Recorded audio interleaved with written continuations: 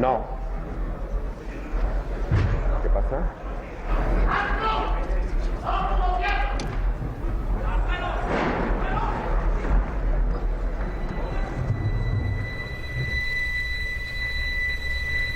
El primer recuerdo es el sonido, los gritos y la aparición de una persona que parecía que venía de un teatro de guardarropía, con un bigote enorme, un tricornio, unos gritos arrabaleros, una terminología un poco como de bronca, ¿no? Y la primera sorpresa, y enseguida la identificación de el de las charlas de café, que le llamaban a este señor por la Operación Galaxia.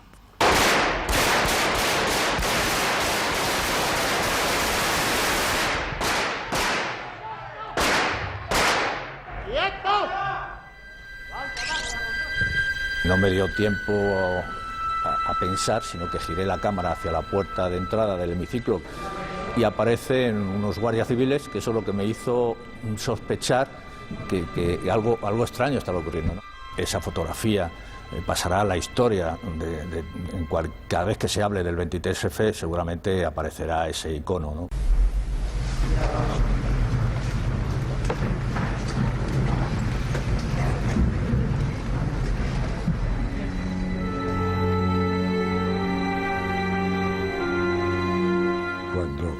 Subió después de los tiros un guardia a decirme que me tirara al suelo. Le dije, no, yo no me tiro al suelo. No.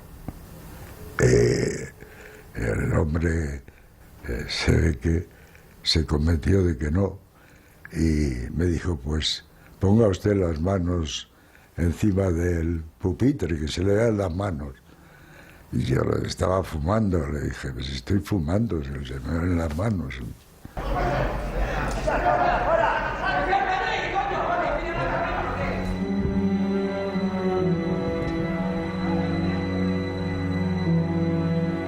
30 años después de todos los hechos que ocurrieron en ese momento, yo tengo todavía en mi mente, la tengo grabada a fuego, en la situación de estrés, de ansiedad que teníamos todos los guardias civiles que estábamos en el interior, y cómo a algunos de ellos le dieron ataques epilépticos muy severos.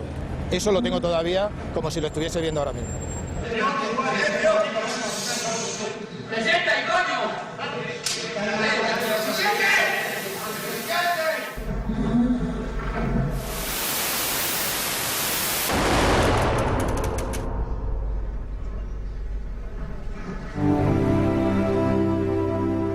A pesar del tiempo, de las imágenes que se repiten año tras año, de los libros y versiones que se han publicado, el 23F conserva algunos momentos que se han grabado con nitidez en la memoria de una generación de españoles. Un golpe de Estado del que está dicho todo, o casi todo, y donde siempre quedarán retazos, instantes que pasaron desapercibidos para las cámaras, detalles que irán desapareciendo con quienes los vivieron, muchas certezas y algunas dudas que quizás no lleguen a desvelarse del todo.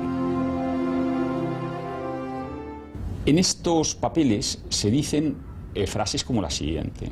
Adolfo, que se dio cuenta inmediatamente del golpe de Estado, pensó: si me tiro al suelo y me matan, mañana en los periódicos aparecerá la noticia de que el presidente del gobierno ha muerto con un tiro en la espalda. No les daré ese gusto. No tienen derecho. Jorge Trías, abogado y exdiputado, conserva cientos de documentos escritos por Eduardo Navarro, una de las personas más próximas al presidente Suárez. Testimonios que, según nos dice, habrían sido el embrión de las memorias de Adolfo Suárez y donde se refleja la convulsión que se vivía en aquellos momentos, con ETA cometiendo más asesinatos que nunca, una crisis económica brutal y una sensación de desgobierno que conduce a la dimisión de Suárez. La situación es insostenible. No cuenta ni con el apoyo de su partido, ni con la confianza del rey, ni con la confianza de nadie. Llega un momento en que está absolutamente solo y entonces decide presentar la dimisión. Cuando se dice que Suárez se fue por la amenaza del golpe de los militares, mira, bastaba conocer a Suárez para saber que si sacaban una pistola o lo mataban o alguien se comía la pistola.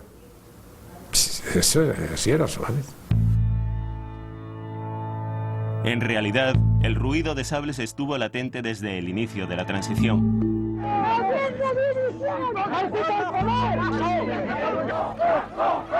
El propio general Gutiérrez Mellado llegó a decir que el golpe empieza a fraguarse cuando el rey subraya en su discurso de proclamación que lo va a ser de todos los españoles. La democracia avanzaba con pies de plomo en una transición más aparente que real.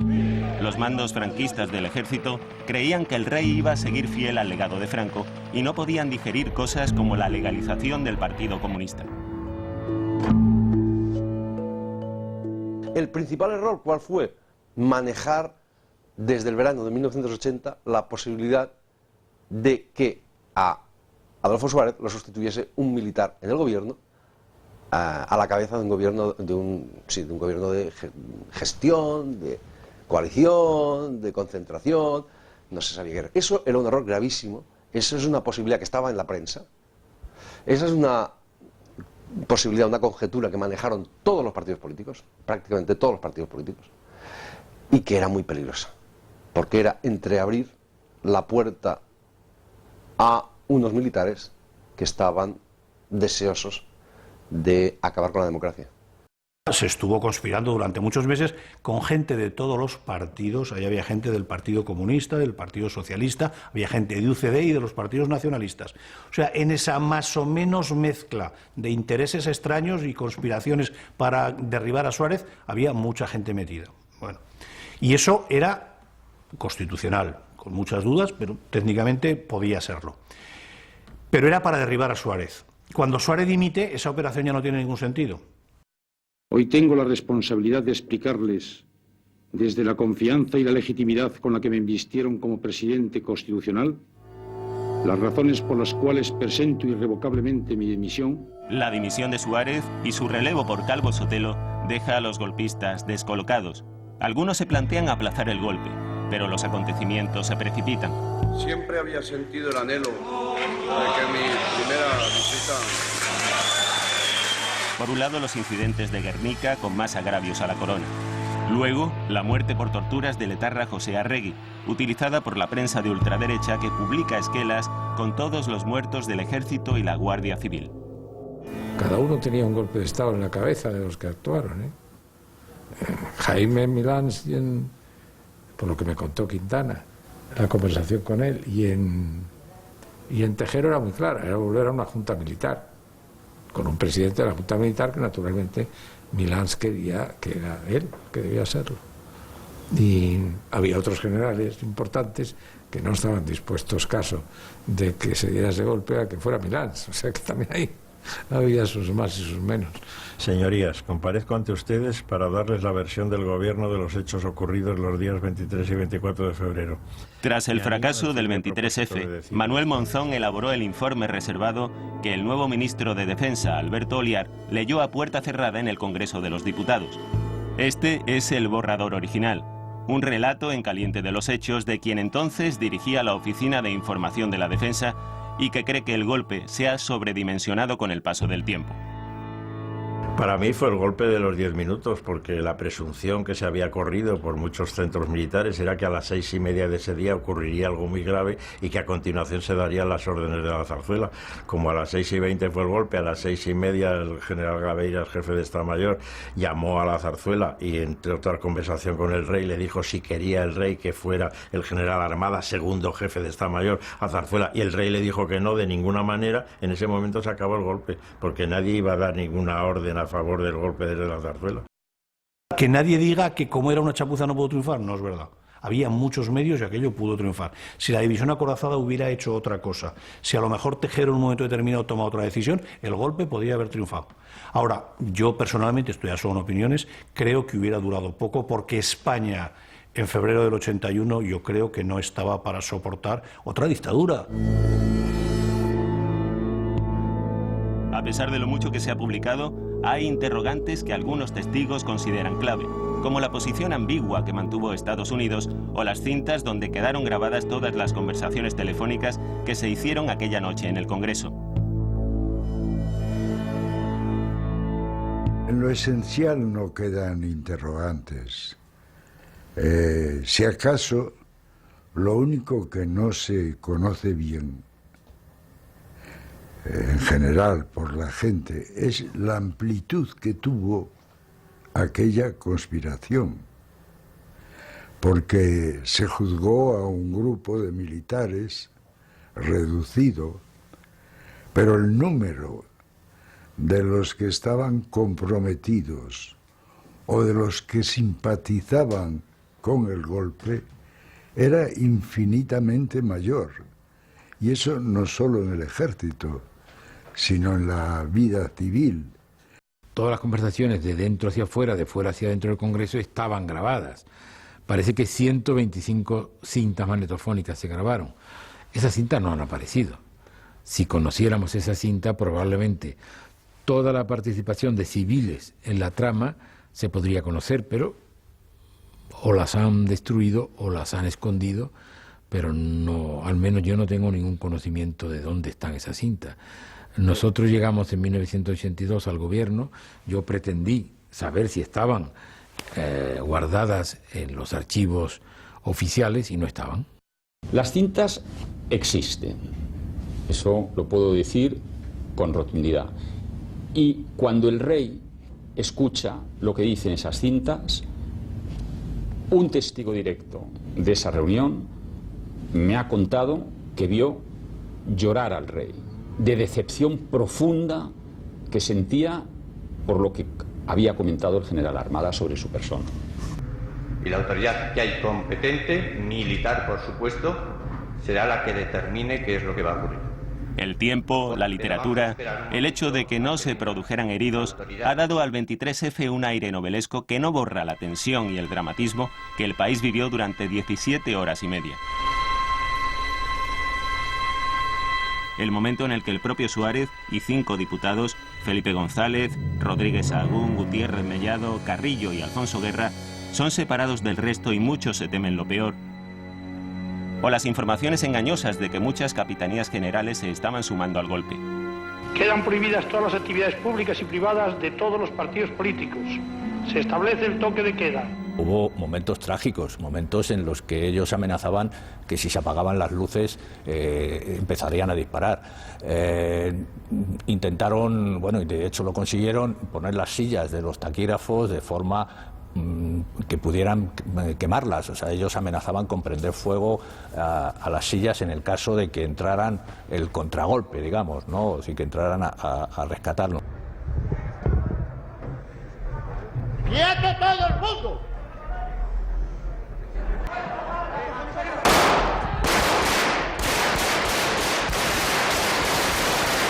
A Manuel Barrio Pedro, el fotógrafo de la agencia EFE que cubría aquella sesión de investidura, apenas le dio tiempo a pensar.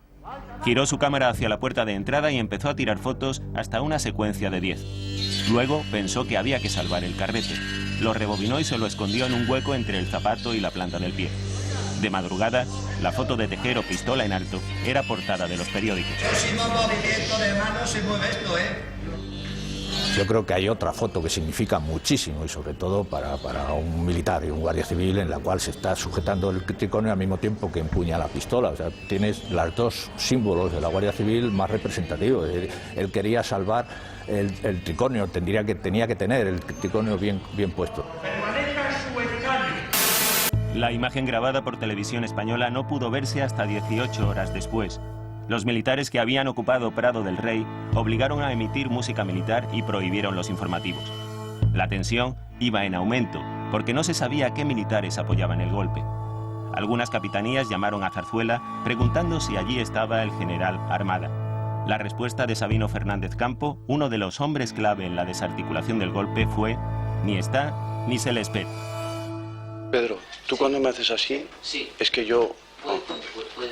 Poco después, el mensaje televisado del rey despeja cualquier duda sobre su defensa de la democracia y tranquiliza al país. La de la patria no puede tolerar en forma alguna acciones o actitudes de personas que pretendan interrumpir por la fuerza el proceso democrático que la Constitución votada por el pueblo español determinó en su día a través de referéndum. Después lo que ha habido son muchas elucubraciones. Se ha elucubrado sobre si el rey estaba Si el rey hubiera estado de acuerdo con aquello, aquello triunfa desde el primer minuto y a estas horas no estaríamos hablando usted y yo aquí. No, el rey estuvo contra aquello y el rey desmontó aquello. Si era el único que podía hacerlo. Tras el mensaje del rey, Milans retira los tanques, pero el golpe tenía aún un segundo acto. El comandante Pardo Zancada, con 15 vehículos de la Brunete, se une a Tejero. El general Armada acude al Congreso para proponer una salida en la que se ofrece como presidente de un gobierno de concentración. Su propuesta, en la que figuran comunistas y socialistas, irrita a Tejero, que inmediatamente la rechaza.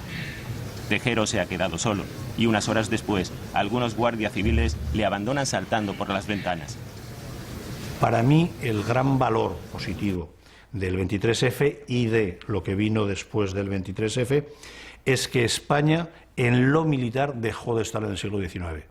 Porque aquello fue una acción del siglo XIX. O sea, esos señores soñaban aún con una España mítica, que no estaba nada más que en sus cabezas, con un ejército distinto, con unos militares que se permitían el lujo de pronunciarse, de estar a favor, de quitar gobiernos, de hacer lo que les daba la gana. Ese ejército era un ejército del XIX, y eso acabó con el 23F, afortunadamente sí.